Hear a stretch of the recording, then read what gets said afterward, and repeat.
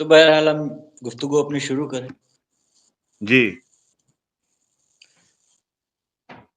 تو میں یہ عرض کر رہا تھا کہ امیر المومنین علیہ الصلوۃ والسلام نے تلوار نہیں اٹھائی، اس کے اسباب ہیں، اور وہ اسباب دین کی سلامتی اور مومنین کے اجتماع یعنی اجتماع مسلمین کی آپ کی سلامتی، آواز کم آ رہی ہے قبلہ۔ مسلمانوں کے حقوق کی سلامتی، جی یہ وجوہات تھی، اب اس کی وجہ سے آپ نے تلوار نہیں اٹھائی۔ اور میں نے جی عرض کیا یہی وہ ساری چیزیں ہیں کہ جن کے لیے ظاہری خلافت کو تشکیل دیا جاتا ہے۔ اگر امام ظاہری خلافت حاصل کرنے کے لیے انہی سارے اسباب کو خطرے میں ڈال دیں تو پھر ظاہری خلافت حاصل کرنے کا فائدہ کیا ہوگا؟ جی یعنی امام ظاہری خلافت کے لیے تلوار اٹھائے، مسلمانوں کے بظاہر دو گروہ آپس میں لڑیں اور مسلمانوں کا یہ اتحاد ختم ہو جائے جس کے لیے یہ خلافت ظاہری حاصل کی جا رہی ہے، تو پھر یہ بے سود ہوگا، بلا وجہ ہوگا۔ جی اب ایک جو بہت اہم سوال ہے وہ میری نظر میں کہ اس دور میں جی جو آپ کے شاگرد تھے ان کی تربیت کا نظام کیا تھا، کس طرح سے ان کو تعلیم دیتے تھے مولا، کس طرح سے ان کی تربیت ہوتی تھی؟ کیونکہ حکومت کی نگاہیں تو ان کے لیے تو بہت اچھی نہیں، جو چاہنے والے تھے ان کے اوپر بھی نگاہ ٹیڑھی رکھی جاتی تھی۔ تو ایسے دور دیکھو میں جو ان کے امیر المومنین کے خاص شاگرد تھے ان کو کس طرح سے، کس نظام کے ذریعے تعلیم، نظام کیا ہوتا تھا اس کا؟ دیکھیے وہ دور جو امام علی علیہ السلام نے جو دور گزارا ہے، یہ دور انتہائی سخت ترین دور تھا۔ جی یعنی امیر المومنین علیہ السلام، یہ کہ آپ خلیفہ ہیں، آپ اللہ کی طرف سے مبعوث کیے ہوئے رسول جو ہیں، انہوں نے آپ کو اپنا امام بنایا ہے، یہ جی سارے منصب آپ کے پاس ہیں، آپ سے زیادہ کوئی اس زمانے میں عالم نہیں ہے۔ مگر مظلومی یہ ہے کہ امیر المومنین علیہ السلام دین کی تبلیغ نہیں کر سکتے۔ جی بظاہر جو دین کی تبلیغ ہے اس کے لیے جو چیزیں، یا تو مسجد کا منبر ہوتا تھا جس کے جی ذریعے سے تبلیغ کی جاتی تھی، یا خطبات جو ہوتے جی یہیں سے دین کی تبلیغ کی جاتی تھی۔ لیکن یہ دور ایسا ہے کہ امیر المومنین کے پاس منبر نہیں ہے۔ تو بہرحال ہم گفتگو اپنی شروع کریں۔ جی اب ایک امیر المومنین کے پاس جی منبر نہیں ہے، امیر المومنین کے پاس جی نہ ہی لوگوں کو اتنی اجازت ہے کہ وہ امیر المومنین کے ارد گرد جمع ہوں اور آ جی کر کے آپ سے دین سیکھیں۔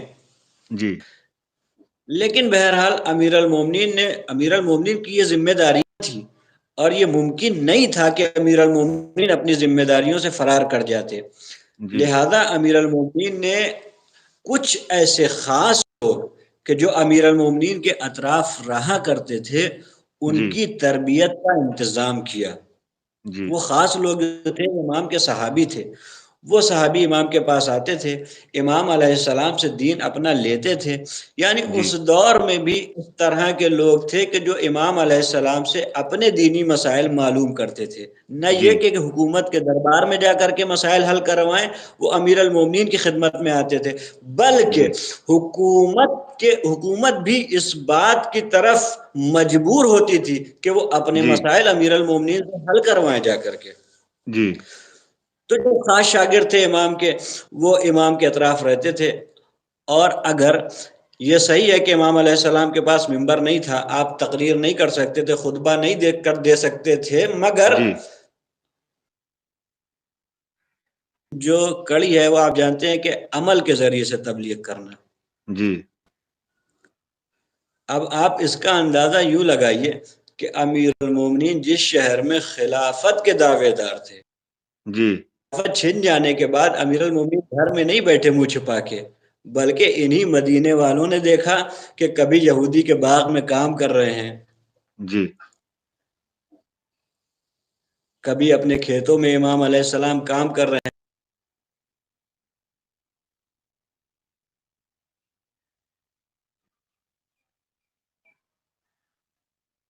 ایسے تیار کیا تھا کہ جیسے کہ جن کو علم بلایا والمنایا امام نے عطا کیا. جی امام علیہ السلام کے کوئی ادب کا، فصاحت اور بلاغت کا علم دیا. ابو الاسود دوئلی ہیں، جی ابن عباس ہیں، ان کو امام علیہ السلام نے علم تفسیر عنایت کیا جی اپنے خاص شاگردوں کی.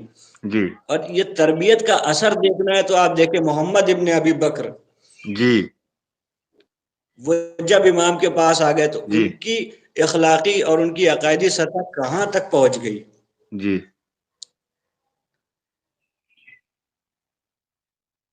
جی اپنے شاگردوں کی، اصحاب کی تربیت کی ہے. اگر تربیت نہ کی ہوتی تو پھر آپ دیکھیں کہ ایک صحابی سے حلوہ آ گیا، اور وہ جب بچی چھوٹی سی گھر سے نکل جی اور باپ سے پوچھا بابا یہ حلوہ کہاں سے آیا؟ انہوں نے کہا بیٹا یہ حلوہ شام سے آیا. بیٹی نے فوراً دہن سے وہ حلوہ نکال دیا اور کہا اللہ خدا اکبر. لعنت کرے کہ اس حلوے کے ذریعے سے ہم سے امیر المومنین کی محبت چھیننا چاہتا ہے. کیا کہ یہ خاص امام کے علیہ السلام کے شاگرد تھے. جی. اب قبلہ ایک جو سوال جو سب سے زیادہ سننے میں آتا ہے اور اکثر لوگ کہتے بھی رہتے ہیں کہ اکثر امیر المومنین نے خلفاء کی مدد کی ہے، کسی نہ کسی صورت میں کوئی سوال آیا تو اس کا جواب دے دیا، کوئی مسئلہ آیا اس کو حل کر دیا. تو اس چیز کو دلیل بنا کر ہمارے مخالفین جو ہیں وہ یہ ثابت کرنے کی کوشش کرتے ہیں کہ آپ ان سے راضی تھے اسی لیے آپ ان کی مدد کر دیا کرتے تھے. اس بات کی وضاحت بہت ضروری ہے. یہ سوال سب سے زیادہ اہم ہے، اور اس بات کو سمجھنے کے لیے جو ابھی تک میں نے بیان دیا طویل ترین، جی اس سے کچھ باتیں عرض کروں گا. جی دیکھیے میں نے عرض کیا کہ ایک خدا کی طرف سے جو بھی منصب ہیں وہ سارے کے سارے منصب تکوینی ہیں. وہ جی خدا اپنے منصبدار کو خود اختیار کرتا ہے. جی لیکن ایسا نہیں ہے کہ خدا صرف اور صرف منصب دیتا ہے. یہ کوئی بھی عقل مندی نہیں ہے کہ کسی کو صرف اور صرف منصب دیا جائے اور اس کے پیچھے کچھ ذمہ داریاں نہ لگائی جائیں. جی اللہ جب بھی کسی کو کوئی منصب دیتا ہے تو منصب کے ساتھ ساتھ ذمہ داریاں بھی دیا کرتا ہے. جی مثلا اس نے نبی اگر مبعوث کیے ہیں تو ان کا کام ہے دین کو، خدا کے دین کو لوگوں تک پہنچانا. جی مثلا اگر اس نے رسول کسی کو بنایا ہے تو رسول کا کام ہے کہ وہ لوگوں کے سامنے قرآن کی آیات کی تلاوت کرتا ہے، جی لوگوں کا تزکیہ نفس کرتا ہے. یہ ساری کے ساری اس کی ذمہ داریاں ہیں. اگر جی کسی کو امام بنایا ہے تو امامت جو ہے یہ اس کا منصب ہے، اور اللہ کے حکم کو لوگوں تک پہنچانا یہ اس کی ذمہ داریاں ہیں. تو ایک جی منصب ہوتا ہے اور ایک اس کی ذمہ داری ہوتی ہے. یہ منصب خدا کا تکوینی منصب ہے، یعنی خدا کی طرف سے عطا کرتا ہے، لہٰذا یہ ویسا ہی ہوگا جیسا خدا چاہتا ہے. اور خدا کی سنت میں یہ ہے کہ اگر کوئی خدا کو خدا نہ مانے تو خدا جی خدائی کرنا نہیں چھوڑ دیتا ہے. جی مثال کے طور پہ اگر کوئی خدا کو رازق نہ مانے تو کیا خدا اسے رزق دینا چھوڑ دے گا؟ نہیں. اگر کوئی خدا کو رب نہ مانے تو کیا خدا اس سے حیات چھین لے گا؟ نہیں، یہ خدا کی سنت نہیں ہے. جب یہ خدا کی سنت نہیں ہے تو پھر خدا کی طرف سے بھیجے ہوئے ہادیوں کی بھی یہ سنت نہیں ہے کہ اگر انہیں کوئی امام نہ مانے تو وہ امامت کرنا چھوڑ دے، اگر کوئی جی انہیں ہادی نہ مانے تو وہ ہدایت کرنا چھوڑ دے. امیر المومنین اللہ کی طرف سے بنائے ہوئے ہادی تھے، لہذا لوگوں کی ہدایت کرنا یہ امیر المومنین کی ذمہ داری تھی، چاہے وہ جی آپ کو امام مانے یا نہ مانے، چاہے آپ کو خلیفہ مانے یا نہ مانے. لہذا جب بھی حکومت اور خلافت کسی ایسے مسئلے میں گرفتار ہوئی کہ جس مسئلے کا تعلق دین سے تھا یا جی مسلمانوں سے تھا، تو امیر المومنین کی ذمہ داری تھی کہ آپ بڑھ کر کے دین کے معاملے میں ان کی مدد کریں. جی میں یہ بار بار جملہ عرض کر رہا ہوں، یہ قید ہے، اعتراضی ہے کہ امیر المومنین نے جب بھی مدد کی ہے وہ دین کے معاملات میں مدد کی ہے. اور حکومت کے جو اور طرائق تھے، جو حکومت کے اور ایسے معاملات تھے کہ جن کا تعلق دین سے نہیں تھا بلکہ دین کے خلاف تھا، امیر المومنین جی کبھی اس پر راضی نہیں رہے، کبھی بھی امیر المومنین نے اس جی میں ساتھ نہیں دیا ہے۔ لہذا دو، اگر ہم اس کو حاصل کریں اور بات مختصر کریں تو دو باتیں ہم کہہ سکتے ہیں کہ امیر المومنین نے جب بھی حکومت کی مدد کی وہ دو وجہوں سے کی، یا تو دین کی سلامتی کے لیے مدد کی، جی مسلمانوں کے اجتماع کی سلامتی کے لیے امیر المومنین نے مدد کی ہے۔ جی اگر ہم کہیں کہ دین کی سلامتی کے لیے تو کبھی مثلا قضاوت کا مسئلہ آ گیا جی تو اقضاکم علی، تم میں سب سے بہترین فیصلہ کرنے والے علی ہیں، یہ علی کی ذمہ داری بنتی ہے کہ جی علی جو ہے اگر کوئی مدد مانگنے آئے تو امیر المومنین علیہ السلام اس کی مدد کریں اور قضاوت میں آپ آگے آئیں، یہ امیر المومنین کی ذمہ داری۔ کوئی فقہی مسئلہ آ جائے تو امیر المومنین وہ فقہی مسئلہ لوگوں کے سامنے بیان کرے، کوئی عقائدی مسئلہ آ جائے امیر المومنین جی اس عقائدی مسئلے کو لوگوں کے سامنے واضح کرے، یہ ذمہ داری ہے۔ اگر لوگ پوچھنے آئیں گے تو امیر المومنین بتائیں گے۔ بالکل مثال کے طور پہ ایک شخص آ گیا خلافت میں اور اس نے آ کر کے اس کو لایا گیا تھا اس جرم میں کہ اس نے شراب پی ہے، خلافت میں اس کے سامنے خلیفہ نے آ کر کہا کہ تمہیں معلوم نہیں ہے کہ شراب حرام ہے؟ اس نے کہا مجھے کسی نے بتایا ہی نہیں کہ مجھے لگا کہ حلال ہے لہٰذا میں نے پی لی۔ او اب یہ پریشان ہوئے کہ اس کا حکم کیا ہوگا، شرعی حکم کیا ہے، اس کا فیصلہ کس طریقے سے ہو؟ تو پھر یہ فیصلہ پایا کہ امیر المومنین علیہ السلام کے پاس چلو، وہی اس کا فیصلہ کریں گے۔ لے کر کے آئے جناب سلمان ظاہراً لے کر کے آئے، امیر المومنین نے قضیہ سنا اور اس سے کہا کہ لوگوں کو بلایا، کہا اس کو لے کر کے جاؤ تمام مہاجرین اور انصار کے سامنے اسے لے کر کے جاؤ اور جی سب سے پوچھو اگر کسی نے بھی اس کے سامنے آیہ تحریم پڑھی ہو تو اس کے اوپر حد جاری ہوگی، اگر جی کوئی گواہ نہ ملے تو پھر اسے چھوڑ دیا جائے گا۔ اب دیکھیں آپ، اس قدر دقیق ترین قضاوت کے مسئلے اور فقہی مسائل یہ حکومت کے بس کی بات ہی نہ تھی، یہ امیر المومنین کی ذمہ داری تھی کہ وہ اس طرح کے فیصلے کریں تاکہ نذیر بن جائے رہتی دنیا تک جی اور لوگوں کو اسلام کے یہ بنیادی اصول قضاوت کے معلوم ہو جائیں۔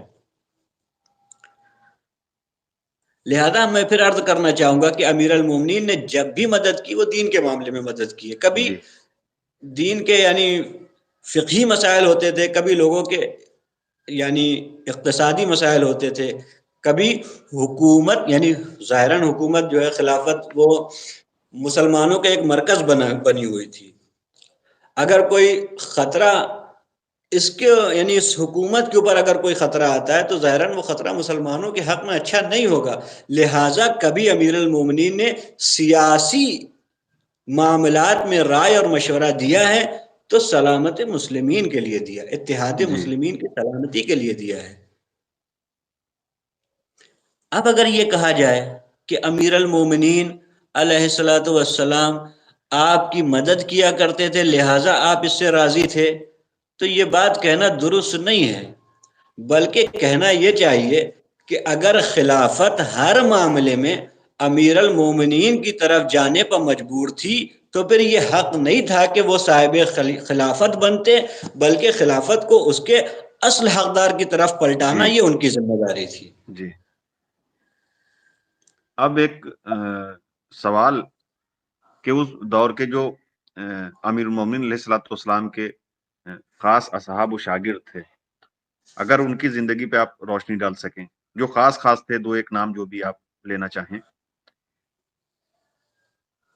تو ان کی زندگی پہ اگر آپ تھوڑی سی روشنی ڈال دیں۔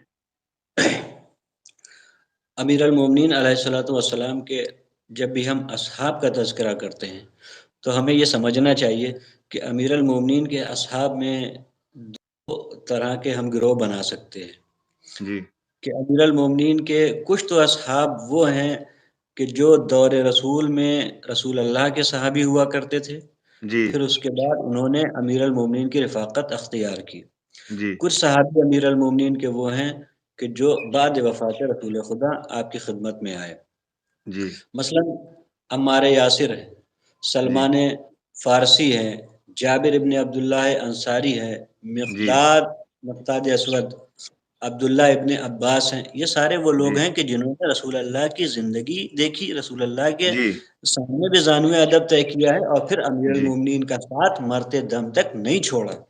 جی کچھ وہ لوگ ہیں کہ جیسے مالک اشتر نخعی جی ہیں، حمیل بن زیاد ہیں، محمد ابن ابی بکر ہیں، رشید ہجری ہیں، جی قمبر ہیں، سہیل ہیں، میسم التمار بن یحییٰ التمار، جی یہ بھی امام کے صحابی ہیں، اور ساسا بن سوہان عبدی، یہ بھی جی امام کے صحابی ہیں۔ تو یہ وہ سارے صحابی ہیں کہ جو امام علیہ الصلوۃ والسلام کے ہمیشہ ہم رکاب رہے۔ اگر ان کی زندگیوں کو دیکھا جائے تو ایک طویل ترین گفتگو کی ضرورت ہے۔ جی جی یہ صحابی کوئی عام انشاءاللہ صحابی ہم نہیں۔ ان کی حیات پر، امیر المومنین علیہ الصلوۃ والسلام کے جو خاص اصحاب تھے ان کی حیات پر ہم انشاءاللہ الگ سے کوئی پروگرام کریں گے، جس میں خاص طور سے ان کا ذکر ہوگا، ان کی خاص زندگی کے طور بارے میں ہم بات کریں گے۔ ابھی مقصد یہ تھا کہ کچھ نام ایسے آ جائے تاکہ لوگوں کے ذہن میں آ جائے۔ اب ایک آخری میں، سب سے آخر میں ایک سوال ہے کہ جیسا کہ تاریخ میں واقعات بے شمار ہیں کہ جو لوگ حضرت علی علیہ الصلوۃ والسلام کی حمایت کا اظہار کرتے تھے عام طور سے، تو ان کے اوپر ظلم و زیادتی ہو، یہ ایک تو دور شروع ہوا جو ختم ہونے کا اس نے کبھی نام نہیں لیا، یہ سب جانتے ہیں، کتابیں بھری پڑی ہیں ان واقعات سے۔ تو اس دور میں جو بالکل شروعات کا دور تھا، میں یہ چاہتا ہوں کہ ایک دو نام یا ایک دو واقعات آپ ایسے بیان فرما دیں کہ جن میں جو کھل کر طرفداری کرنے کے بعد جو ان کے خاص حامی تھے مولا کے، ان کے ساتھ کیا ہوا۔ اگر ایک آدھ واقعہ کوئی آپ بیان کر دیں، ایک آدھ کسی صحابی کا ذکر کر دیں تو بات مکمل ہو جائے گی۔ ضرور انشاءاللہ۔ دیکھیے، دعویٰ یہ کیا جاتا ہے کہ جب سقیفہ بنی ساعدہ میں خلافت کی گفتگو ہوئی تو مسلمانوں کا دعویٰ یہ ہے کہ بنا کسی اختلاف کے جی جی اسی لیے ایک میں کہہ رہا صاحب تھا۔ کا انتخاب کر لیا گیا اور انہیں جی خلیفہ مقرر کر دیا گیا۔ یعنی کہ ایسا ہوا کہ رسول اللہ کی آنکھ بند ہوئی، ادھر ایک صاحب اٹھے، انہوں نے کہا کہ آج سے مسلمانوں کا خلیفہ میں ہوں، اور جی لوگوں نے بنا کسی چوچرا کے اتحاد کے ساتھ تمام امت نے مل کر کے یہ فیصلہ کر لیا کہ یہ ہمارے خلیفہ ہوں گے اور ہم جی آج سے انہی کی رعایت کریں گے۔ مگر حقیقت میں اگر تاریخ میں دیکھا جائے تو ایسا نہیں ہوا، بلکہ بالاتفاق امت نے کسی کو خلیفہ منتخب ہی نہیں کیا۔ جی عزیز، میں ایک بات عرض کروں کہ خود سقیفہ میں اختلاف ہو گیا، خلافت میں، خلافت کے دعوے داروں میں کتنے ایسے لوگ تھے کہ جو ان کے مقابلے میں آئے اور انہوں نے خلافت کا دعویٰ کیا، جی وہ قبلہ، وہ جن کو مستقل خاموش موضوع کرا ہے، دیا انشاءاللہ گیا۔ اس پہ ہم لوگ انشاءاللہ الگ سے پورا ایک پروگرام کریں گے۔ وہ بہت خاص موضوع ہے، اس پہ بات ہونی چاہیے انشاءاللہ، اس پہ گفتگو۔ بہت ہی جی خاص اور بہت ہی اہم گفتگو ہے۔ جی مثلا خزرج کے لوگوں میں اور مہاجرین میں اختلاف ہو گیا۔ جی وہ کہتے تھے ہم خلافت کے ذمہ دار، ہم یعنی جی حقدار زیادہ ہیں، یہ کہتے تھے کہ ہم حقدار زیادہ ہیں، یہ کہتے جی تھے، انہوں نے دلیلیں دو دی کہ ہم چونکہ اسلام میں تم سے پہلے آئے اور جی رسول اللہ سے ہم زیادہ قریب ہیں، جی لہٰذا ہم قریش ہیں، لہٰذا ہمارا زیادہ حق بنتا ہے کہ ہم خلافت جو ہے جی خلافت کے حقدار بنے۔ تو اختلاف تھا، ایسا نہیں ہے کہ بنا اختلاف بنے۔ اچھا، جی ہاں اگر اس اختلاف کو چھوڑ بھی دیا جائے اور یہ مان لیا جائے کہ امیر المومنین کے علاوہ کوئی نہیں تھا کہ جو خلافت کے مقابلے میں آئے، صرف اور صرف امیر المومنین تھے کہ جنہوں نے اس خلافت کی جی مخالفت کی، تو کیا تاریخ میں ایسا ہی ہے؟ نہیں، صرف امیر المومنین نہیں ہے، بلکہ کچھ ایسے نام بھی ہیں کہ جو رسول اللہ کی زندگی میں رسول اللہ کے سامنے جنہوں نے زانو ادب طے کیا ہے، جنہوں جی نے رسول اللہ سے دین لیا ہے، جن کے فضائل میں جن کو جی رسول اللہ نے کسی کو کہا کہ یہ زمین و آسمان میں سب سے زیادہ سچے، جی کسی نے کسی کے بارے میں رسول اللہ نے کہا کہ زمین نے اتنے سچے اور اتنے بڑے ایماندار کا بوجھ نہیں اٹھایا ہے۔ ایسے جی ایسے جی لوگ ہیں، ایسے ایسے صحابی ہیں۔ اگر یہ مانا جائے کہ یہ خلافت لوگوں کے رائے اور مشورے سے ہی بنی تھی تو پھر ان لوگوں کی رائے اور مشورے کو کیوں مقدم نہیں کیا گیا کہ جن کی رائے جی اور مشورے کو رسول اللہ مقدم کیا کرتے تھے؟ جی یعنی جیسے سلمان محمدی ہیں کہ جن کی جی رائے کو رسول اللہ مقدم کیا کرتے تھے اور جی فرمایا کرتے تھے کہ سلمان جو ہے وہ ہم اہل بیت میں سے ہے. جی تو ایسے بہت سارے نام ہیں. مثلا ابو سعید خدری ہیں. جی امام علیہ السلام جب خطبہ دے رہے تھے، امام نے کہا کیا تم میں سے کوئی ہے کہ جس نے غدیر میں رسول اللہ کو میری خلافت کا اعلان کرتے ہوئے سنا ہو؟ جی تو روایت کہتی ہے فقام سب عشر رجلن او منہم ابو سعید الخدری.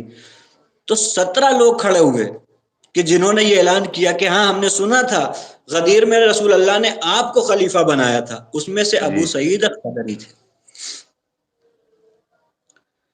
ایک صحابی اور ہیں جن کا تذکرہ ہوتا ہے، وہ بلال حبشی، جو جی رسول اللہ کے مؤذن تھے. جی جب ان کو بلایا گیا اور ان سے کہا گیا کہ آپ خلیفہ کی بیعت کیجئے، تو بلال حبشی نے کہا کہ انا لا ابایع الا من استخلفہ رسول اللہ، جی کہ میں کسی کی بھی بیعت نہیں کروں گا سوائے اس کے کہ جس کو رسول اللہ نے خلیفہ بنایا تھا. جی ابو ذر غفاری ہیں. ابو ذر غفاری کی زندگی، یعنی یہ وہ لوگ ہیں کہ جو علانیہ حکومت کی مخالفت میں زبان کھولتے تھے اور جی امیر المومنین کی طرح حکومت کی تنبیہ کیا کرتے تھے. ابو ذر وہ ذات ہے کہ جنہوں نے ہمیشہ جب تک مدینے میں رہے، جب بھی حکومت کا کوئی غلط کام دیکھا فوراً آواز اٹھائی، یہاں تک جی کہ آپ کو مدینے سے نکال کر کے شام روانہ کر دیا گیا، شام سے واپس بھیج دیا گیا، ربضہ بھیج دیا گیا، جہاں جی عالم غربت میں آپ کا انتقال ہو گیا. ابو ذر کون ہے؟ جو ایمان کے 90 درجے کا اوپر فائز ہے، جی وہ صحابی ہے.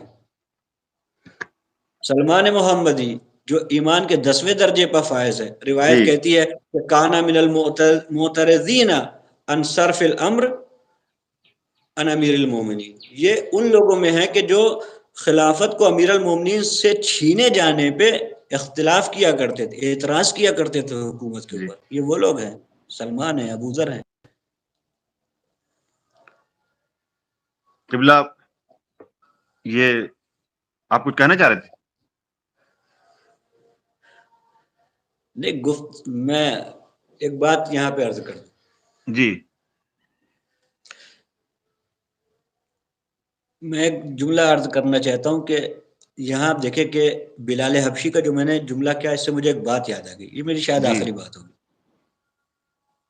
بلال حبشی انہوں نے کہا کہ میں کسی کی بھی بیعت نہیں کروں گا مگر یہ کہ جی جس کو رسول اللہ نے خلیفہ بنایا ہے، اور پھر انہوں نے اعلان کیا کہ اس کی بیعت قیامت تک ہماری گردنوں پر باقی رہے گی. جی اب آپ سمجھ رہے ہیں اس جملے کا، ظاہر سی بات ہے آپ اندازہ کر سکتے ہیں. جی اور اگر آپ مجھ سے یہ سوال نہ کر رہے ہوتے، میں آپ سے سوال کر رہا ہوتا، اگر میرا کوئی یوٹیوب چینل ہوتا تو اور اچھے طریقے سے یہ جوابات واضح ہوتے. لیکن ایک جملہ عرض کروں گا کہ یعنی بلال یہ اعلان کر رہے ہیں کہ یہ وہ صحابی ہیں کہ جنہوں نے نہ صرف خلیفہ کی بیعت سے انکار کیا ہوا ہے بلکہ یہ امیر المومنین کی بیعت میں ہیں اور جی امیر المومنین کو اپنا خلیفہ مانتے ہیں. جی اب عام طور سے خلافت کا تصور کیا ہے؟ عام طور سے لوگ یہ سمجھتے ہیں کہ خلافت کے معنی یہ ہے کہ رسول اللہ اس دنیا سے چلے گئے، اس کے بعد کوئی خلیفہ بنے گا، جی پھر کوئی دنیا سے چلا جائے گا، اس کے بعد کوئی خلیفہ بنے گا. یعنی جی خلافت کا تصور یہ ہے کہ جب کوئی مر جائے تو اس کی جگہ پہ آنے والے کو خلیفہ کہتے ہیں. یہ خلافت ظاہری کے معنی ہو سکتے ہیں، لیکن جو خلافت الہی ہے اس کے معنی یہ نہیں ہے کہ بالکل کوئی مر جائے تو اس کے بعد آنے والا خلیفہ ہو، بلکہ آدم اللہ کے خلیفہ ہیں. آدم اللہ کے جی خلیفہ ہے. کوئی یہ بات کہہ جی سکتا ہے خدا کی شان میں؟ جی ادب کی بات چھوڑ دو، جناب موسیٰ کے خلیفہ ہارون ہیں. جناب موسیٰ جا رہے ہیں 40 راتوں کے لیے، کیا کہہ کے جی جا رہے ہیں؟ اپنے بھائی سے اخلفنی فی قومی، جی کہ تم میری قوم میں میرے خلیفہ بن جاؤ. ابھی جی جناب موسیٰ حیات ہیں، خلیفہ بنا کر کے جا رہے ہیں. تو ہمیں یہ معلوم کرنا چاہیے، ہمیں غور کرنا چاہیے کہ خلافت کا مطلب یہ نہیں ہے کہ رسول اللہ جب دنیا سے چلے جائیں تب خلافت جو ہے وہ معین کی جائے گی، بلکہ خلافت نبوت کے ساتھ ساتھ ہے، نبی کی زندگی میں ہی خلیفہ معین کیا جائے گا، جو جی نبی کی زندگی میں خلیفہ معین ہوگا نبی کے بعد بھی وہی خلیفہ ہوگا۔ یہ نہیں ہو سکتا کہ جی نبی اپنی زندگی میں کسی کو خلیفہ بنا کے جائے، امت اس کے بعد اپنا خلیفہ کسی اور کو بنا لے۔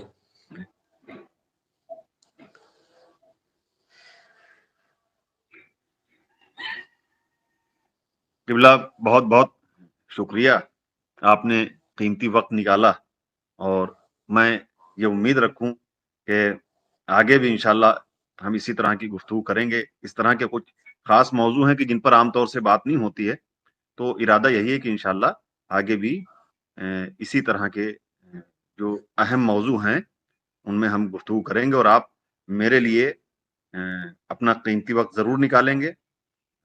انشاءاللہ ایک آدھ مہینے میں ایک آدھ اسی طرح کا ویڈیو، اسی طرح کی بات چیت ہو جائے گی، تاکہ جو لوگ نوجوان خاص طور سے جو سمجھنا چاہتے ہیں ان واقعات کو، اور ان کی رسائی کتابوں تک نہیں ہے، تو ان کو آسان لفظوں میں ہم کچھ بتا سکیں۔ ایک بار پھر آپ کا بہت بہت شکریہ کہ آپ نے بہت مصروفیت کے باوجود اتنا وقت نکالا میرے لیے، اس کا بہت بہت شکریہ۔ نہیں قبلہ، یہ آپ نے انشاءاللہ بالکل درست فرمایا۔ انشاءاللہ ہم لوگ اس طرح کے سوالات ڈھونڈ کے لاتے رہیں گے اور ان کو حل کرنے کی کوشش کرتے ہیں، اور آپ انشاءاللہ انشاءاللہ۔ ہماری مدد فرماتے رہیے گا۔ ارے اور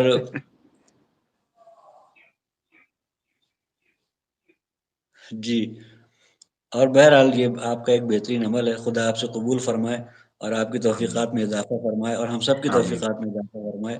جزاکم اللہ خیر الجزا۔ انشاءاللہ اگلی بار اس سے زیادہ ہم جو انشاءاللہ، اہم ضرور ضرور۔ مسائل اور اہم ترین اور دقیق ترین سوال اور اس کے اچھے جوابات لے کے حاضر ہوں گے۔ انشاءاللہ ٹھیک، بہت بہت شکریہ۔ السلام علیکم۔ اور حرم میں مولا کی خدمت میں میرے لیے دعا ضرور کیجیے گا جب وہاں حاضری دینے آپ جائیں، خاص طور سے نام لے کے میرے لیے دعا ضرور ضرور کریں گے۔ ضرور ٹھیک، ضرور۔ السلام علیکم، خدا حافظ۔ السلام فی امان اللہ۔